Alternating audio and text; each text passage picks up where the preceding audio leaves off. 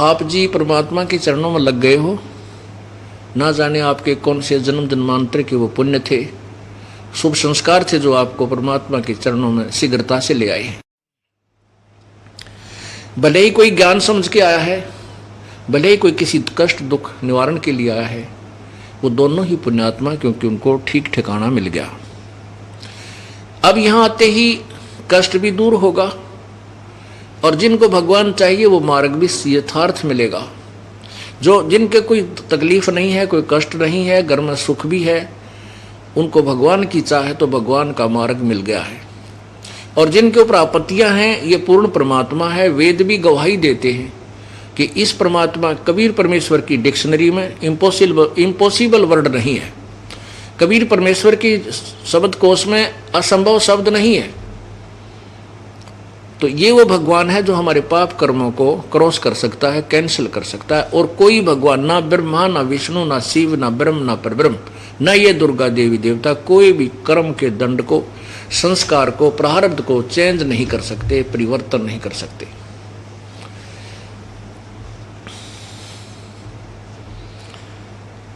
मासा घटे न तिल बदे, विदना लिखे जो लेख, सच्चा सतगुरु मेट कर ऊपर मार दे मेख।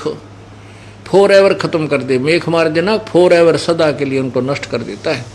जब ही सतनाम हृदय धरो, भयो पाप को नासी, जैसे चिंगारी अग्नि की भई पड़े पुराने घासे। कबीर परमात्मा का वो सच्चा नाम ऐसे आपके पापों को फूक देगा, जला डालेगा, नष्ट कर देगा, सभा कर देगा, जैसे सूखा घास, पुराना घास, और चाहे 100 क्विंटल 1000 करोड़ क्विंटल पड़ा हो और उसमें एक माचिस की सींख लगा दे तिल्ली, वो सारे को जलाकर सभा कर देगी। आवेगी तेज हवा, उस राख को इधर उधर फेंक कर उस स्थान को बिल्कुल साफ कर देगी। तो ऐसे ही परमात्मा का जो सच्चा नाम है, जो आपको प्राप्त हो गया है, जिसको सत्यनाम कहते हैं। हृदय, जब ही सत्यनाम हृदय धरो, हृदय धरण का मतलब है सच्ची श्रद्धा से, तड़फ के साथ जब इसका जाप शुरू हो जाएगा, उसी समय आपके जन्म जन्मांतर के पाप कर्मों का जो है नाश होना प्रारंभ हो जाएगा, आग लगनी शुरू हो जाएगी।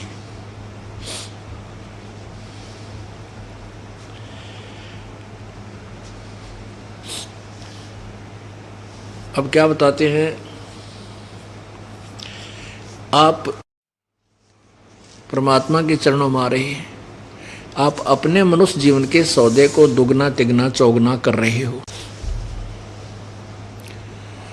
आप तो अपने मनुष्य जीवन को के सौदे को सत भक्ति दान धर्म करके दुगने तिगने चौगुने बना रहे हो, और अन्य प्राणी इस मानव जीवन को के मूल धन को नष्ट कर रहे हैं। कौन कर रहे हैं? जो भक्ति बिल्कुल नहीं करते, शराब मांस तम्बाकू आदि का प्रयोग करते हैं, और साथ में केवल धन जोड़ने की ही विधि पर दिन रात विचार करते रहते हैं। प्रभु की तरफ उनका कोई लगाव नहीं है वो। और दूसरे वो प्राणी हैं जो परमात्मा की तरफ में संत की तलाश में है। जहाँ भी उनको कहीं संत के बारे में सुनाई देता है वहीं भाग लेते हैं, क्योंकि वो है तो पुण्यात्मा पिछले जन्म जन्मांतर की।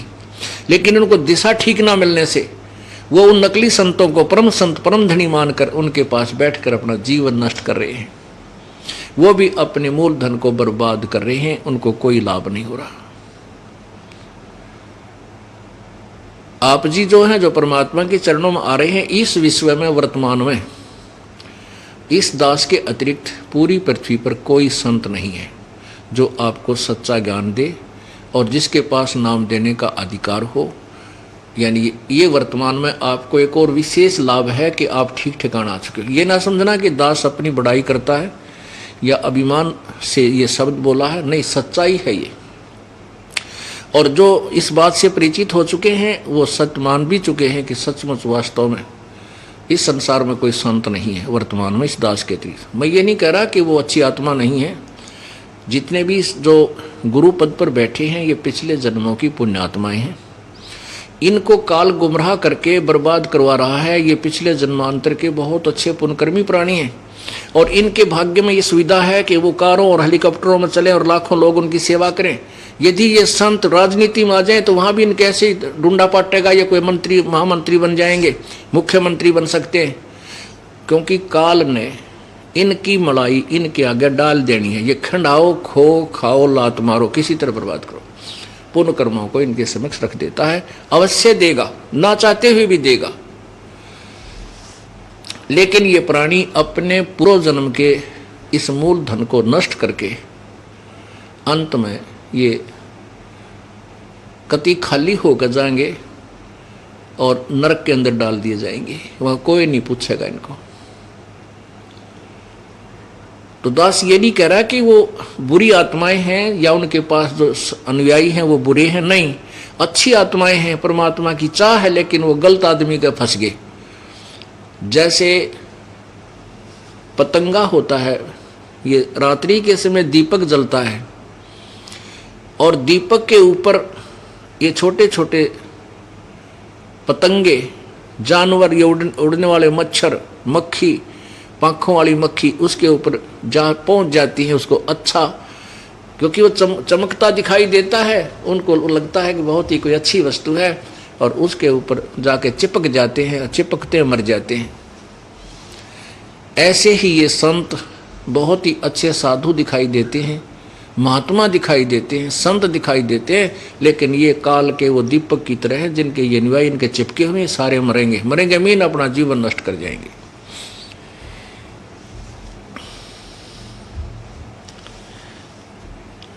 अब देखो ये दास अपने हिसाब लगाता है कि जब पहले भक्ति भी हम करते थे, हनुमान जी का पुजारी था ये दास, रामकृष्ण जी का नाम लेते ही आंखों में आंसू आ जाते थे, इतना प्यार था इन देवताओं से, क्योंकि हमारे अंदर चाह थी भगवान की।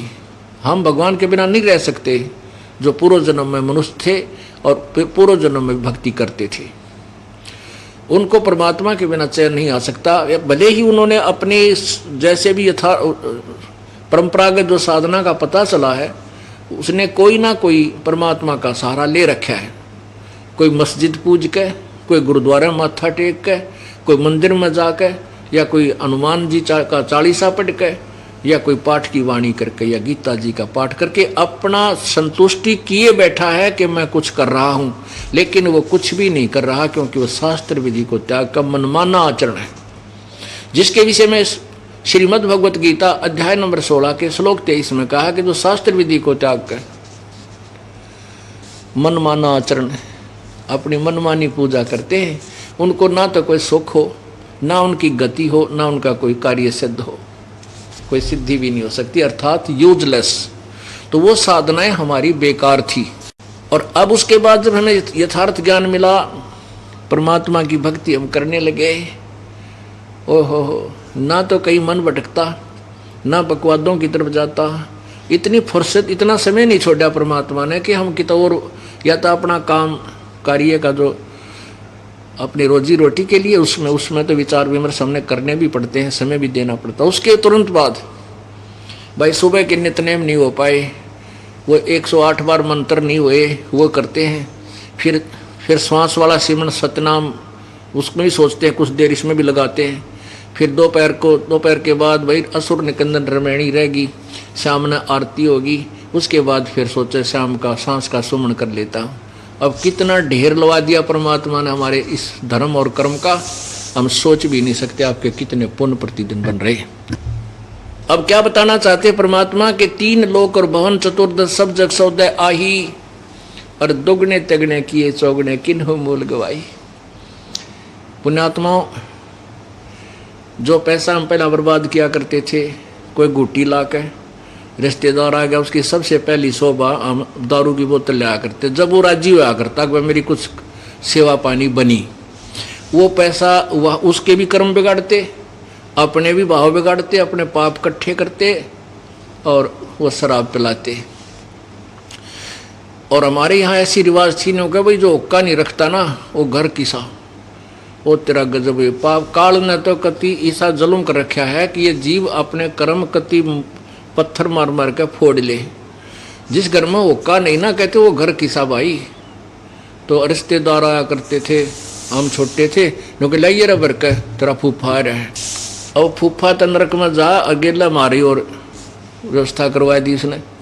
हम चलम भर के देते। परमात्मा कहते हैं एक चलम होका बराबर डूबे काली धार, इतना महापाप है इस तम्बाकू प्रयोग करने वाले को और उसको सहयोग देने वाले, भर के भी देने वाले को, चाहे वो ना पीता हो। 100 नारी जारी करे और सुरापान 100 बार, एक चलम हुक्का भर दे डूबा काली धार। पर द्वारा स्त्री का खोले 70 दिन अंधा हो डोले। सुरापान मदमासा हारी गमन करे भोग पर नारी, 70 जन्म कटेंगे शीशम, साक्षी साहिब है जगदीशम। यानी एक बार किया हुआ पाप, मदरा पीवे कड़वा पानी और 70 जन्म समान यानी कुत्ते के जानी। एक बार शराब पीने वाले के 70 जन्म कंटिन्यूस कुत्ते के होंगे। वो तेरा गजब है। इतना घोर पाप बनता है, क्योंकि ये कड़वा पानी पीवा, फिर क्या पीवा, गंदे नाले का पानी पिया करेगा कि तो और पानी ना मिला जब इसको। अब एक बार सुरापान करने से कितना दुख, 70 जन्म कुत्ते के होंगे। एक बार परस्त्री गमन करने से क्या होगा, 70 जन्म कंटिन्यूस अंधे की योनियां पाओगा। और उसकी तुलना में क्या बताते हैं, 100 नारी जारी करे सुरापान 100 बार, हो और एक चलम होका भर दे डूबे काली धार। कितना पाप है एक चलम के भर के देने में, पीने वाले गिला के बनेगी, वो तो अंदाजा आप खुद ही लगा लोगे बुद्धिमान हो। तो इसलिए हम कितने पाप इकट्ठे करा करते। अब वो पाप तो पांडा छूटा, उस पाप से पीछा छूटा और पुण्य शुरू हो गए। जो पैसा हम किधर और लाते थे, जैसे एक वर्तमान में ला लो, एक बीड़ी का बंडल कम से कम भी 4-5 रुपए का आता होगा, तो बहुत महंगाई होगी। और दिन में कई तनों कहते थे 2-22 के बंडल पी जाया करता और एक सिगरेट की डिब्बी न लवा लाया करता। और तरह का डेली, कि कुछ आप पीता, कुछ दूसरे मित्र आ जाते ले ला ले। यानी रोजाना का 50 रुपये 40 रुपये का दंड कराया करता है। और शराब पीने का तो एस्टिमेट नहीं लगा सकते हो कितना नाश करे दिन में। एक बार शुरू हो गया था सांझ थी मन 500 रुपये की पी जा। तो ऐसे हम धन व्यर्थ करते थे, समय बर्बाद करते थे, कितना ताश खेल कर, सिनेमा देख कर, कितना राजनीति के गप्पे मार के। अब उस समय का हम सदुपयोग करते हैं, बाकी काम तो हम कर ही रहे हैं, अपना जो कर्तव्य कर्म है वो तो हमने करना ही है। उस बचे हुए शेष समय को और बचे हुए उस बर्बाद व्यर्थ जो करते थे उस धन को हम दान करते हैं, और जो हमारा समय बकवादों में जाग था उसको, उससे हम भगवान बचते हैं। बस इतना सा काम किया है, वही समय है, वही काम है। अब इसके अंदर कितना परिवर्तन हो गया, हमारे कितने पुण्य बन गए। आप ये समझ लो कि जो अन्य प्राणी तो नीचे को जा रहे हैं और आप ऊपर को जा रहे हैं, उनकी स्पीड ऐसे है, आपकी ऐसे है। आपका और उनका कुछ दिनों में दिन और रात का अंतर हो जाएगा। आप इतने पुण्यकर्मी और आपके घरों में इतने सुख हो जाएंगे। और ये जनता देख लेना, लास्ट में इनकी ऐसी बिरान माटी होएगी, सब जगह धक्के खा लेंगे। जो पूजाएं करते हो तो काम आन की सह को नहीं, उनसे वो थक लेंगे, लौट लेंगे, पिट लेंगे, फिर आओगे यहाँ पर। और फिर सुख तो यही होना है इस पृथ्वी की, तो और ठिकाना को नहीं। ये सत्कर मान लेना, क्योंकि कबीर परमेश्वर के बिना हमारा कोई साथी नहीं, हमारा भगवान हमारा मालिक नहीं है। और वही परमात्मा परम शक्ति है जो हमारे पाप कर्मों को नष्ट कर सकता है। और पाप कर्म नष्ट हुए बिना सुख नहीं हो सकता। जब तक प्राणी के पुण्य चल रहे हैं, इतने वो कितने बकवाद गढ़ले, कितने पाप करे, क्योंकि उसके पुण्य पूर्व जन्म वाले चल रहे हैं। और जिस दिन वो पुण्य समाप्त हो जाएंगे और पापों का जब दौर शुरू होगा, उसकी वाह बिरान माटी होगी, याद रखेगा। बहुत प्रमाण है देने को। एक एमएलए बना, उसके पास इतनी माया थी, कहते हैं उसकी छत के ऊपर सेकंड से फर्स्ट फ्लोर पे ट्रक चला जाता था, लोडेड ट्रक ने ऊपर, इतना मजबूत उसने लेंटर डाल रखे थे। और गणीय माया थी। आखिर में उसी की लड़की और दामाद ने कत्लेआम कर दिया, पूरा परिवार नष्ट कर दिया। अब चाट ले उस माया ने।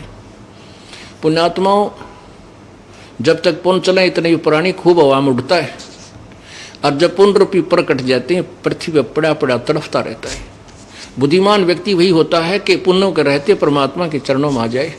वो भी अच्छी आत्मा है जो पुण्य क्षीण हो गए, पाप शुरू हो गए तो भी मालिक की तलाश करनी शुरू कर दे, तो कहीं ना कहीं कोई रास्ता उसको मिल जाता है और परमात्मा मिल जाता है। फिर भी स्टार्ट हो जाते हैं, कोई दिक्कत नहीं, परमात्मा के चरणों में आते पुण्य फिर शुरू हो जाएंगे। यहाँ इतने ज़बरदस्त पुण्य होते हैं, जैसे आप सत्संग में आते हो, वहाँ से जहाँ से आप चले हो सच्चे मन तक सच्ची श्रद्धा से एक दास बनकर परमात्मा के चरणों में आते हो, सत्संग में आते हो, एक कदम का पुण्य आपको एक यज्ञ के तुल्य होता है। और एक यज्ञ को करने के लिए ये राजा लोग लाखों रुपए लगाया करते थे, वो आपको एक कदम से मिल जाता है। संत मिलन को चालिए तज माया अभिमाने, जो जो कदम आगे रखे सो सो यज्ञ समाने। जैसे कोई चाहे सेठ है, चाहे गरीब है, चाहे कोई उच्च अधिकारी है, चाहे राजा है, जब भगवान के दरबार की तरफ चले उसमें वो भूल जाए अपने आप को, मैं कौन हूँ, केवल एक जीव हूँ और दीर्घ रोगी हूँ, जन्म मृत्यु का रोग हमारे बहुत भयंकर लगा हुआ है, और मैं एक ऑल इंडिया इंस्टीट्यूट में चेकिंग और ट्रीटमेंट के लिए चला हूँ। ऑल इंडिया इंस्टीट्यूट में वो ही जाएगा जिसके कति कर्म फूट लेंगे और घना भयंकर रोग हो लेगा, और वहाँ जाके फिर वो नखरे को नहीं, वो तुमने सोचा मेरी जान क्यों कर बचेगी, मेरा कैसे क्या होगा, ऑपरेशन होगा या वैसे कोई ट्रीटमेंट होगा, फिर उसने कोई नखरे नहीं बागते, चाहे वो राष्ट्रपति भी क्यों नहीं है, उसमें वो अपनी जान देखता है। ऐसे ही आप जब सतलोक आश्रम में आए, चाहे कितना बड़ा सेठ है, चाहे कोई गरीब है, चाहे अमीर है, चाहे अधिकारी है, वो अपने को एक दास समझ के जब इस दृष्टिकोण से इस भाव से चलोगे तो आपका एक कदम भी एक यज्ञ के तुल्य पुण्य आपको देगा और आप आओगे अंडी पाक के। एक बार कोई किसी को ले आता है अपने मित्र को, वो यहाँ के देखता है और जमीन पर बैठना पड़ेगा, थोड़ी देर तो नखरे करता है और मनमाना अगली बार आवे को नहीं, फिर कहाँ बैठेगा गधा बन के कुरुडियाँ पर लौटेगा। अरे यहाँ मैट तो बिछा रखे हैं, बने बनाया भोजन मिले, परमात्मा की अमृतवाणी बरसे, कर्महीन इससे दूर भागे, तो कर्महीन इंसान होता है वो पाप कर्मों से ग्रस्त प्राणी होता है। तो ऐसे आपके पुण्य यहाँ पर रह रह कर बन रहे हैं। एक दिन ऐसा आएगा कि आप भूल जाओगे दुख भी कोई होया करता है पृथ्वी पे, लेकिन वो आपका सबसे खतरनाक समय होगा जब आप ज़्यादा सुखी हो जाओगे। ये सुख परमात्मा से दूर करता है, इसलिए परमात्मा हमें एक शिक्षा देते हैं, सुख के माथे से ला पड़ो जो नाम हृदय से जावे, बलिहारी उस दुख के जो पल पल नाम रटावे। भगवान इसे सुख का आग लगाए जो तेरे तो दूर करे, ऐसा सुख ना दियो मेरे दाता, इतना दुख दिए रखना ताकि तेरी तड़फ बनी रहे। तो इस प्रकार हम संत परमात्मा के चरणों में आकर के अपने पुण्यों का सौदा कर रहे हैं, अपने श्वासों का सौदा कर रहे हैं। आप दुगने तिगने चुगने कर रहे हो, और वो जो परमात्मा की शरण में नहीं आए हैं या गलत जगह साधना भी कर रहे हैं, वो अपने जीवन की मूल पूंजी को नष्ट कर रहे हैं। क्या बताते हैं, उस दरगाह में मार पड़ेगी जम पकड़ेंगे बाही, वह दिन की वो डरनी लागे लज्जा रे अकनाही। उस दरबार में, सच्चे दरबार में, चाहे राष्ट्रपति हो, चाहे मुख्यमंत्री हो, और चाहे हमारे जैसा कंगाल गरीब आदमी हो, यदि जिसने भक्ति नहीं कर रखी, यम के दूत बाँ पकड़ के ले जाएंगे, यहाँ से बाँ मरोड़ के ले जाएंगे और वहाँ घेर के कुटेंगे इनको। उस दरगाह में मार पड़ेगी जम पकड़ेंगे बाही, वह दिन की मोह डरनी लागे लज्जा रे अकनाई। ये भगवान इतनी भक्ति करूं, इतना मर्यादा में रहूं कि उस दिन मेरी लज्जा रहे, वहाँ पिटाई ना हो, अर्थात मुझे यम के दूत बांध के ना ले जा। आए हैं सो जाएंगे ये राजा रंग फकीर, एक सिंहासन चढ़ के जा एक बंधे जात जंजीर। मृत्यु तो सबकी होगी, राजा की भी होगी, हमारे जैसे गरीब की भी होगी। लेकिन जो भक्ति सत्य कर रहा है उसको भगवान विमान में बैठा कर आदर सत्कार से सिंहासन पर बैठा कर ले जाएगा, और जो भक्ति नहीं करते उसके यम के दूत पकड़ कर ले जाएंगे और यहीं से गढ़न लगेंगे उसको। परमात्मा कहते हैं उस दिन की मुझे डर नहीं लग गए कि उस दिन इज्जत रहेगी या नहीं। तो इस डर से हम भक्ति करेंगे, और भक्ति करेंगे मर्यादा में रह करके, तभी हमारी भक्ति सफल होगी। यदि हम भक्ति भी कर रहे हैं और मर्यादाहीन तो हम फाउल हो गए। पुण्यात्माओं,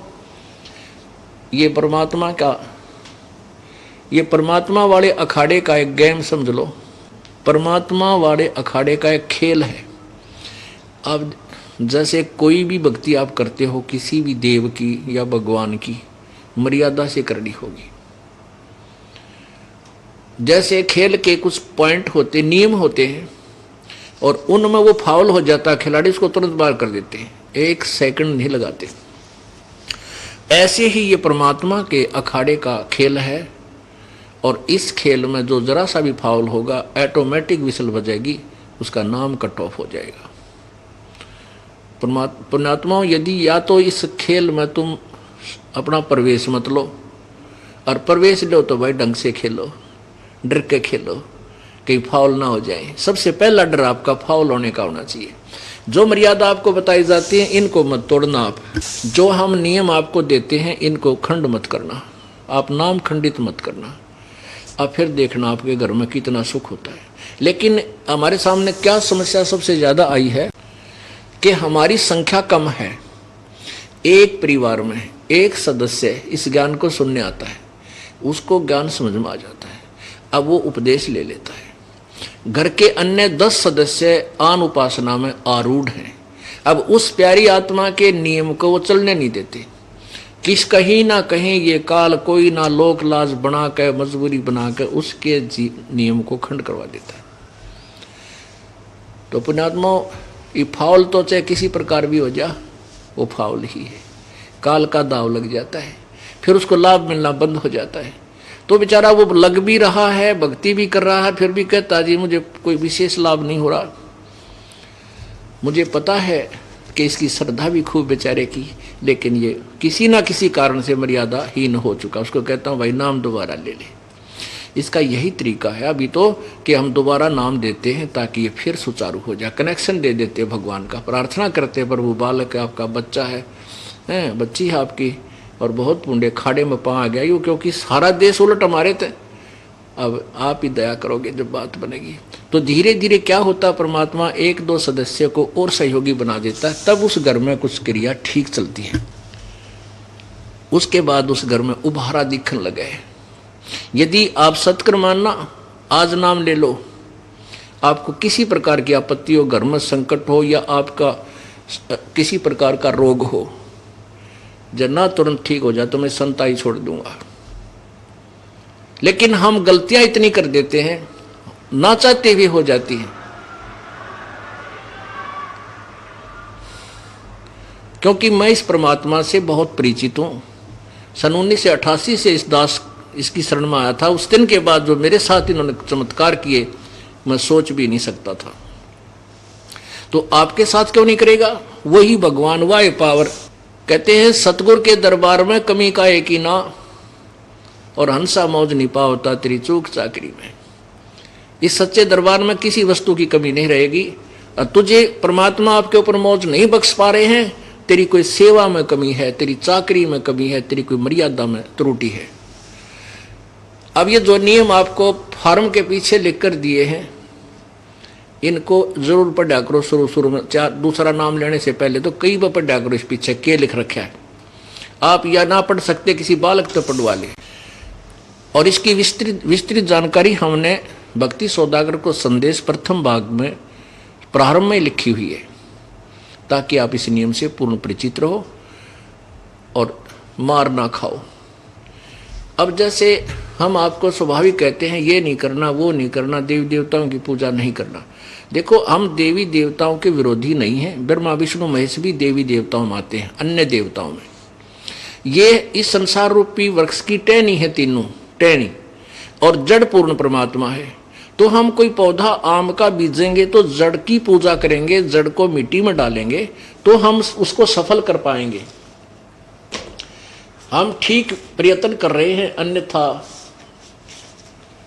हम उल्ट कर रहे हैं। अब देखिएगा, जैसे आप कोई आम का पौधा लाए नर्सरी तक, उसको कैसे बीजा जाता है, उसको ऐसे लगाया जाता है, उसको नीचे को मिट्टी में या गमले में जड़, उसकी जड़ें गाड़ दी जाती हैं और उस जड़ में सिंचाई की जाती है, जड़ की पूजा की जाती है।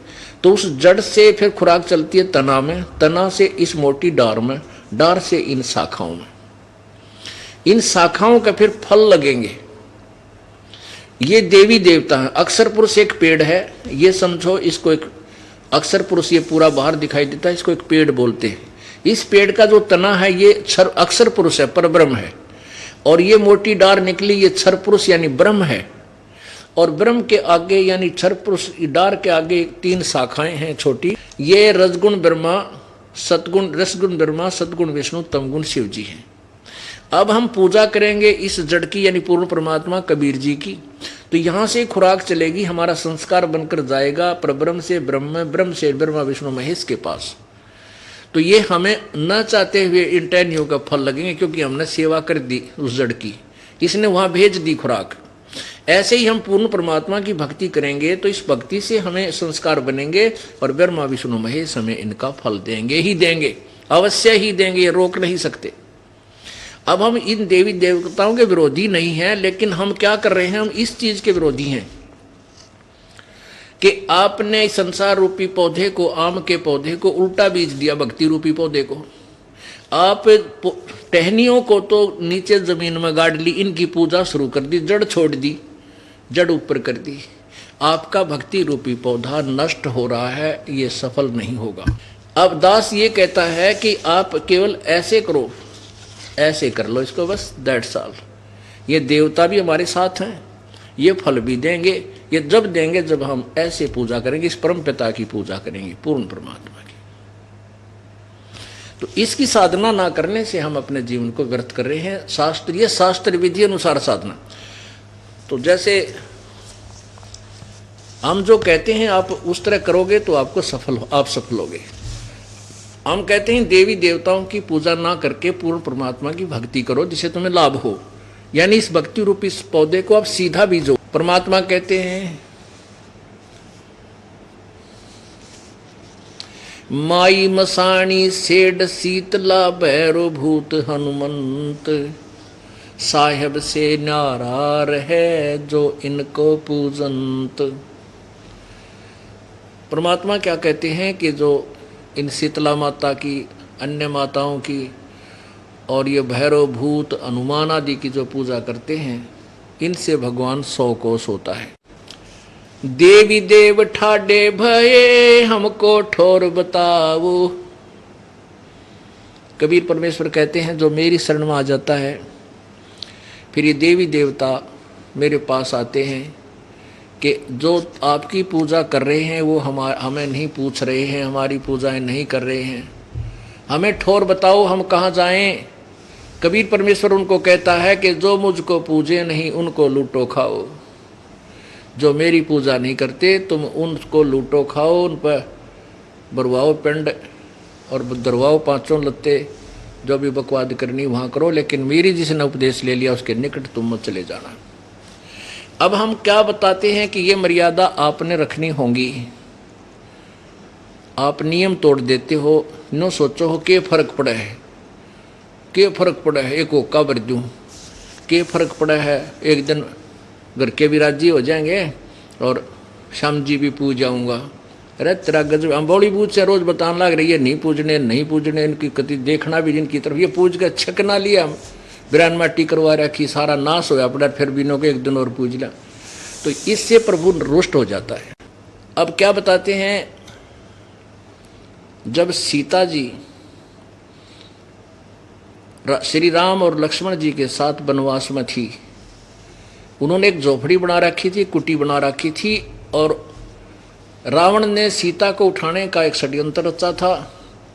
रावण का मामा मारीच जो है एक सोने का मृग बन के सिद्धि से, और वहाँ दूर दिखाई दिया जहाँ सीता जी ने एक बगीची बो रखी थी, उसके फूलों फालों को तोड़न लग गया। उसकी सुंदरता पा आसक्त होकर सीता ने कहा कि ये मृग मुझे ला कर दो, जीवित या मृत। ज्यादा हट कर ली उसने। तो श्री राम बोला, लक्ष्मण मैं जाता हूं और तू यहाँ रहना, क्योंकि जंगल का काम है और अकेली सीता को नहीं छोड़ना। श्री रामचंद्र जी आगे चले गए। वहां से आकाशवाणी की उस मृग मारीच ने तो कि हाय भाई मर गया, हाय लक्ष्मण मर गया। अब सीता ने सुन लिया बात कि तेरा भाई पर आपत्ति आ गई, तू जा लक्ष्मण।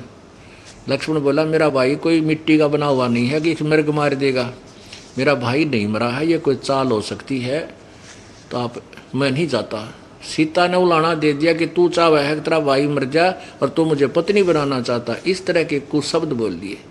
अब वो जति पुरुष था, उस पर बात नहीं सहन हुई, कहने लगी क्या ठीक है मैं जाता हूँ। और उसने एक चारों तरफ एक रेखा खींच दी उस कुटिया के कि ठीक है इस रेखा से बाहर मत जाना, नहीं तो इसके अंदर रहना, तेरे पर कोई आपत्ति नहीं आएगी। सीता बोली ठीक है तू जल्दी जा, मैं नहीं जाऊंगी इस तो बाहर। इतने में रावण एक साधु का रूप बना करके आया और सीधा आ रहा है कि माई आटा दे। सीता आटा लेकर चली, लो जी आ जाओ ले जाओ। या उस रेखा से इधर खड़ी थी 2-4 फुट। रावण आगे को चला उसको उठाने के लिए, कि ले उठा लाता हूं इसको फटाफट, बाहर तो आ गई है ये।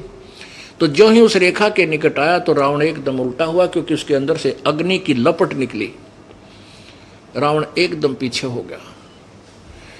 अब रावण ने कहा कि यदि तूने आटा देना है तो माई बाहर आकर दे दे, नहीं तो मैं तुझे श्राप दे दूंगा, न्यू कर दूंगा। तो मुझे मारना चाहते थे, ये क्या तुमने जंतर मंतर कर रखा है। अब सीता ने सोचा के फर्क पड़ा है, साधु तो है, ले इसको दे आती हूँ आटा, फिर आ जाऊंगी वापस। अब जो ही उसने रेखा से बाहर दूसरा कदम रखा था, उठा ली कंधे पे और लेकर भाग गया। अब क्या दुर्गति हुई सीता की, आप भी ब्रान माटी करवाई गेला, रामचंद्र और लक्ष्मण की लाखों लोग मरवा दिए उसे एक नादानी के कारण। तो पुण्यात्माओं, ये जो मर्यादा है इस काल के लोक में, तो आपने भक्ति करनी है या लक्ष्मण के सी रेखा समझ लेना। इसने पार करते ही काल तुम्हारा जो बक्कल तार देगा और भगवान से सैकड़ों दूर ले जाएगा। बहुत लंबी कहानी बन जाएगी।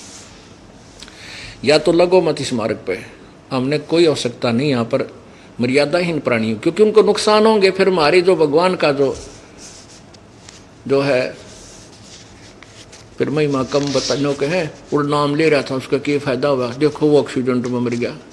यहाँ आने वाले प्राणी का कांटा भी नहीं लग सकता, मैं गारंटी देता हूँ, यदि वो मर्यादा नहीं तोड़ता और सतभक्ति करता है तो। लेकिन हम अपनी गलती से नुकसान करते हैं और भगवान को भी बदनाम करते हैं। परमात्मा कहते हैं 100 वर्ष सतगुरु की पूजा, एक दिन आन उपासी, वो अपराधी आत्मा बाई पड़े काल की फांसी। 100 वर्ष ये पूजा कर लो मालिक की, ठीक आपको पुण्य हो रहा है, और एक दिन आन उपासना कर लो, वो अपराधी आत्मा फिर पड़े काल की फांसी। ओ तरह के बता, इतने भयंकर विष को हम क्यों खाएं। हमने 1 क्विंटल हलवा बना रखा है और उसमें 100 ग्राम टट्टी डाल दे, बता क्या फायदा उस बनाने का, तो बर्बाद कर डाला। तो ऐसी नालायकी कौन करेगा, शराबी। तो इस मार्ग में आन उपासना यानी जो हमने बताई उसके अतिरिक्त जो पूजा तुम करते हो, मनमाना आचरण करते हो, वो इसमें विष का काम करेगा। 100 वर्ष तो सतगुरु पूजा यानी गुरुदेव के सच्चे गुरु के आधार पर जो साधना आप करते हो वो, और एक दिन आन उपासी, वो अपराधी आत्मा फिर पड़े काल की फांसी। ओ तेरा गजब। आप क्या बताना चाहते हैं परमात्मा।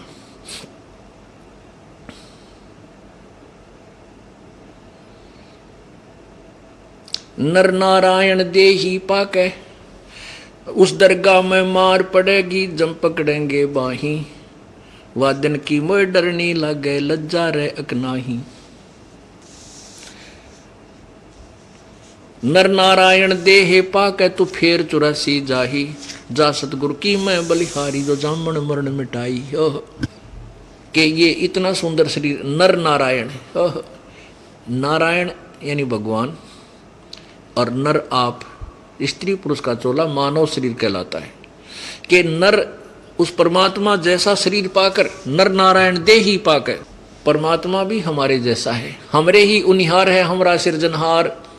अभी तक हमने निराकार है निराकार की गाटा जोड़ रखा था। भगवान तो वहाँ सतलोक में प्रकाश ही प्रकाश है, चेतन ही चेतन है। मतलब हम टिंडे लेंगे जहाँ भगवान ने कोई नहीं, प्रकाश से प्रकाश, प्रकाश है सूरज का देख लें दिन में, और बैटरी चसा लेंगे देखना आती है बहुत प्रकाश है।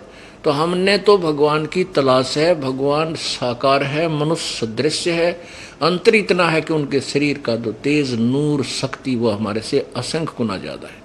हमारा भी वहाँ पर नूरी शरीर है, ऐसा ही वह माहौल है, ऐसा ही सृष्टि है, सब कुछ ऐसा ही है।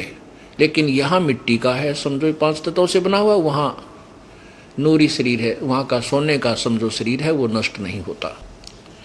कहते नर नारायण देह पाके तो फेर 84 जा। इतना सुंदर शरीर जिसमें बुद्धि दी भगवान ने, सुंदर आहार दे रखा, गर्मी सर्दी से बचने के लिए मकान बना ले, झोंपड़ी डाल ले, हैं अपनी भक्ति कर भाई। इन आपदाओं से बचने के लिए आपको बुद्धि दी है प्रभु ने कि कुछ व्यवस्था कर ले, समय पर आहार मिल जाता है। कोई शरीर में दुख होता है तो उसका ट्रीटमेंट करवाया जा सकता है, फिर कुछ दिन भक्ति करने के बाद आपके सारे दुख वैसे ही नष्ट होने लग जाएंगे, आपदा आएंगी नहीं। जब लग हंसा हमरी आना, काड़ लगे ना तेरा बाणा। जब तक हंस यानी मेरी पुण्यात्मा मेरी मर्यादा में रहेगी, काल तेरा तीर मेरे हंस पर नहीं लग सकता।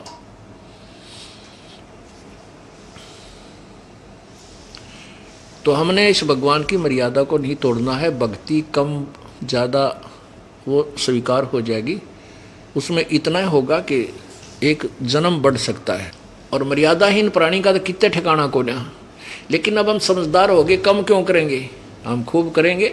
और क्या करेंगे, समझ दिखाई दे जाएगा कि क्या मांगू कुछ थिर ना रही, देखो तो नैन चला जग जाई। 1 लाख पूत 1.25 लाख नाती, उस रावण का कोई दीवान बाती। हम क्या मांगेंगे भगवान के दरबार में। एक प्लाट मिला भगवान, कोई प्लाट है तेनों के परमात्मा एक मकान बन जा, कोई बात ना। ये तो परमात्मा यहाँ तो आपको फ्री में मिलेंगे ये वस्तु। तो किसी के संतान नहीं है वो संतान मांग लेता है, किसी के पुत्र नहीं है पुत्र मांगने आता है, और निर्धन धन मांग लेता है।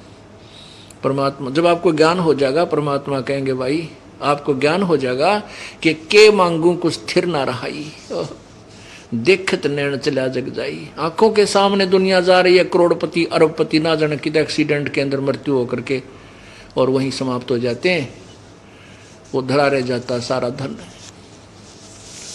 तो ये ज्ञान हमें सत्संग से हो जाएगा, इस सत्संग से। ये सत्संग है जो आपको सुनाया जा रहा है, बाकी इस पृथ्वी पर कोई सत्संग नहीं है। आप इसको चाहे सत्य मानना या इस दास का अभिमान मानना, ये आपकी अपनी सोच होगी, लेकिन अभिमान नहीं, ये सच्चाई बता रहा हूँ। सत्संग नहीं है कहीं पर भी। उआबाई बकते हैं, आपको दिखाएंगे इन महापुरुषों के सोच विचार, कह का भी नहीं पता इनको भगवान के बारे में, और करोड़ों लोगों को वो गुमराह किए बैठे। तो आपको जब ज्ञान हो जाएगा, आप क्या मांगोगे फिर। एक समय ये दास पंजाब के अंदर सत्संग करने जाता था। जब हमारे गुरुजी सतलोक चले गए थे, उसके बाद वहाँ की संगत की प्रार्थना से एक संडे, सेकंड संडे हम वहाँ सत्संग करने जाते थे। वहाँ कहाँ, तलवंडी भाई जिला फिरोजपुर में हमारे गुरुदेव का एक आश्रम है।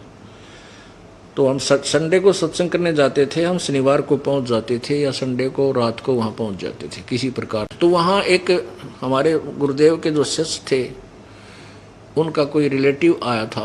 वहां को बुढ़िया मर गई थी, उसके लिए वो आए थे शुक्रवार को।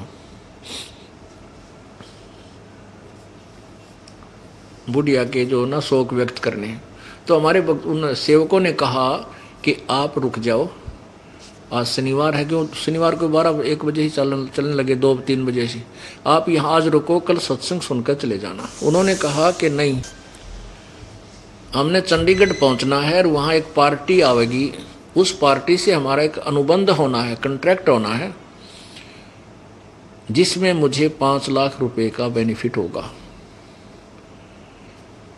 और वो 1 बजे आएगी कल। उसके आने से पहले उनकी खातिर के लिए, उनके सेवा के लिए कुछ व्यवस्था करनी है। वो हमारे भक्तों ने बाद में बता रहे थे ये घटना जो मैं दास को आपको बता रहा हूँ। तो उन्होंने कहते हैं हमने उनको बहुत कहा आप आज रुक जा, रात तो काटनी है, सुबह 9 बजे 10 सत्संग शुरू होगा, 11 बजे 10:30 बजे समाप्त हो जाता है, आप आहार करके चले जाओगे तो भी 2 बजे तक पहुँच जाओगे, 1 घंटे में क्या बिजली पड़ा है। वो नहीं माने कति, बोले आपको क्या पता, आप तो अपनी मार रहे हो, मेरा बहुत नुकसान हो जाएगा। वो चल पड़े, शाम न चले थे, वहाँ अम्बाले के पास आकर के एक बजरी से भरा हुआ ट्रक खड़ा था जिसके पिछले व्हील काट रखे थे और जैक ला रखा था। अब 4 सदस्य थे घर में, चारों के चारों, वो खुद चला रहा था, उसकी पत्नी थी, 2, एक बेटा एक बेटी थी। वो फुल स्पीड से मारुति कार थी, उस ट्रक के नीचे जा घुसी, वो जैक भी हट गया, पूरा लोडेड ट्रक उस मारुति कार के। प्रथम तो एक्सीडेंट छटराव में मर गए होंगे वह, बाकी रही खई कसर उसने, और ट्रक पड़ गया ऊपर, चारों के चारों वहीं कचूमर निकल गया। अब चाट ले उस 5 लाख रुपया ने, सर पर धर कर नाच ले। अब परमात्मा कहते हैं राम नाम कड़ुआ लाग गए, मीठे लाग गए दाम, और दुविधा में दोनों गए, माया मिली ना राम। तो पुण्यात्माओं फिर आपको ये समझ मान लग जाएगा, क्या मांगू कुछ थिर ना रहाई, देखत नैन चला जग जाई, 1 लाख पूत 1.25 लाख नाती, उस रावण के आज दीवान बाती। रावण का कहते सारे सोने की लंका होती, रावण से रणधीरम, पूरी सोने में चढ़ रहा था उन महलों को, और 1 लाख उसके पुत्र थे, 1.25 लाख, 1 लाख 1 लाख पुत्र थे। और फिर आज उसका नाम लेने वाला भी कोई ना कोई, दीपक जलाने वाला भी, उसका वो लाख भी नष्ट हो गए। इन सबको काल खा गया। और यहाँ हम जो मांगते हैं, हम 1 मांग लेंगे पुत्र, 2 मांग लेंगे, तो उनसे क्या होगा। पर देखो परमात्मा, अब हम परमात्मा के हॉस्पिटल में आ गए। पुण्यात्मा इस ज्ञान को हर तरह से सोचना, तोलना, यदि आपने भक्ति सफल करनी है। हम हैं ऑपरेशन थिएटर में आगे, हम यहाँ भयंकर रोग कटवाने। हमारे जन्म और मृत्यु का दीर्घ रोग लगा हुआ है, और इसका ट्रीटमेंट इसी सतलोक आश्रम में, क्रोथा और बुरवाला में ही हो पाएगा, और कितना नहीं, यानी जहां भी ये दास रहेगा वहीं पर। और जब हम डॉक्टर के पास पहुंच जाते हैं तो फिर मरीज की नहीं चलती, वहां पर रोगी की नहीं चलेगी, डॉक्टर की चलेगी। उसका उद्देश्य ये होगा कि इसको किस प्रकार बचाना है। डॉक्टर, अब मरीज तो पता नहीं क्या क्या वस्तु मांग लेता, मुझे वो खाने की दे दे, मुझे वो खाने की दे। अब शुगर के मरीज ने चीनी क्यों कर दे, बिल्कुल नहीं अलाउड करेगा डॉक्टर, तो करे नहीं, मरना तो जा खा ले की, तो जाकर चाहे 1 बोरी खा ले हमारी तरफ से। तो आप यहाँ उद्देश्य ये ले, पहले तो आओगे रोग कटवान, कोई बात ना, 1-2 दुखता आपके परमात्मा अपने कोटे दूर करेगा। फिर आपको ज्ञान हो जाएगा कि ईब बेटा तू आप कमाई कर बेटी, यानी इस राम नाम की कमाई कर, जिससे तेरा जो कष्ट है उससे दूर हो। तो उससे क्या होगा कि 1-2 कष्ट, 2-4 तो दुख आपके परमात्मा अपने कोटे से दूर कर देगा। फिर आपको लालच पड़ेगा कि मैं भक्ति करूं, मोक्ष करूं, करवाऊं।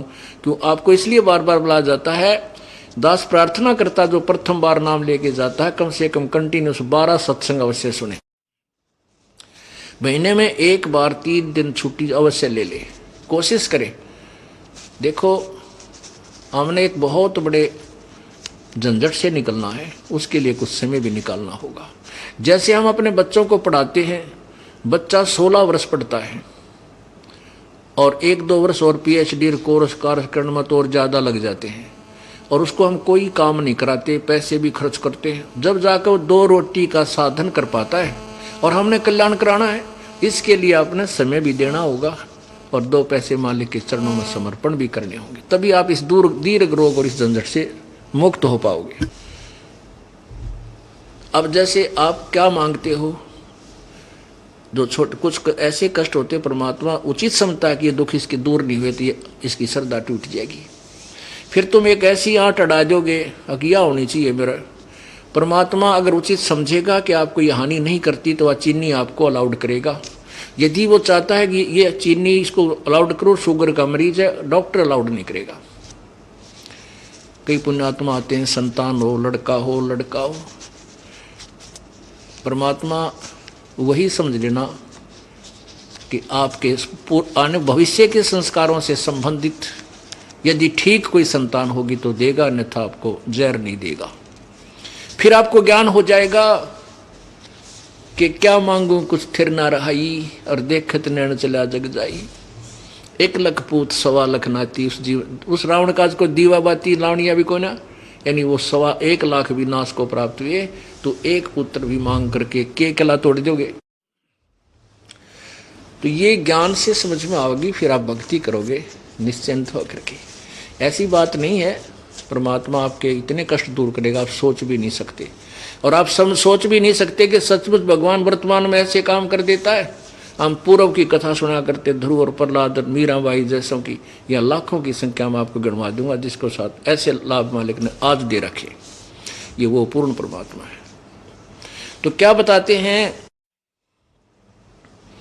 नर नारायण देही पाके तो फेर 84 जाही, जा सतगुरु की मैं बलिहारी, तो जामन मरण मिटाई। उस सतगुरु के ऊपर मैं कुर्बान हूं जो जन्म और मृत्यु के रोग न काट दे। छोटी मोटी राहत तो बहुत से भगवान भी दे सकते हैं। कई संत अपने कोटे तक अपने आशीर्वाद से आपको आशीर्वाद दे देते हैं, कुछ धन मिल जाता है। अब वो संत पूर्व जन्म की कमाई से परिपूर्ण था, उसने कुछ तो आपको आशीर्वाद देकर बांट दी, किसी ने उसका डले मार दिया, उसको शराप दे दिया, वहाँ ख़त्म कर दी, ना तो आपको लाभ हुआ क्योंकि उसका आशीर्वाद से थोड़ा बहुत लाभ हो गया, तो आगे क्या मिलेगा, गधे कुत्ते की सूअर की जूनी तो ना मिट्टी। इस संत इस परमात्मा की शरण माने के बाद आपको संसारिक सुख औरों से अधिक मिलेंगे, लेकिन मिलेंगे उतने जितने आपके लिए लाभदायक होंगे, आपके हानिकारक होंगे। परमात्मा आपको उस इतना धन नहीं देगा। जो ये माया आपकी गले की फांसी बन जाएगी, इतनी माया मालिक आपको नहीं देना चाहेगा जो आपको ही डबो दे। साईं इतना दीजिए जामे कुटुंब समावे, हम भी भूखे ना रहे अतिथि ना भूखा जावे।